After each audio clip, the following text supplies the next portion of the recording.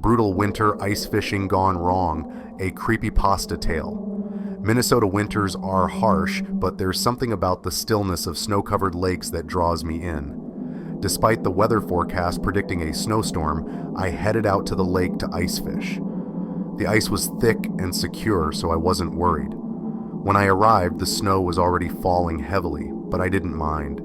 The world seemed to vanish under the white blanket, leaving only the cold and silence. I set up in my ice shack, hoping for a peaceful day of fishing, but that peace was soon shattered. As I looked up from my fishing hole, I noticed a man standing far off in the distance, right in the middle of the snowstorm. He was staring directly at me, his figure barely visible through the snow. At first I thought he might be another fisherman, but then I realized there were no cars or tracks around. How had he gotten there? I tried to shake off the unsettling feeling and returned to fishing, but every time I looked up, he was still there. Then, when I looked again, he was gone. I figured it was just the storm playing tricks on me, but then I heard it. The unmistakable sound of footsteps on the ice. I opened the shack door, and there he was, standing just a few feet away. How had he moved so quickly? "You shouldn't be out here," I called, my voice shaking. "The ice might not be safe." The man stared at me blankly. "The ice is fine," he said, "but not today." He turned and walked back into the storm without another word. His warning didn't make sense. Why had he come just to say that, only to leave so abruptly? I felt confused, but I didn't think much more about it. After all, the ice was fine, right?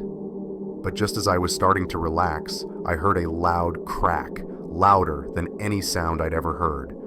The ice beneath me shifted violently, and the shack tilted. Panic hit me like a freight train. I ran as fast as I could, not stopping until I reached solid ground. I turned around just in time to see the shack sink beneath the ice, disappearing into the water below. But the strangest part? Where the man had been standing, there were no footprints, no signs he'd ever been there. The snow was completely undisturbed. I stood frozen, staring at the empty, silent lake. The storm raged on, but I couldn't shake the feeling that something or someone was still out there, watching me. I couldn't help but wonder if the man had been a warning, or if something far worse had been waiting. I never went ice fishing again after that. The memory of that man and the empty spot on the ice still haunts me. Was he just a figment of my imagination, or something far more sinister? I'll never know, but I'll never forget the cold, emotionless look in his eyes,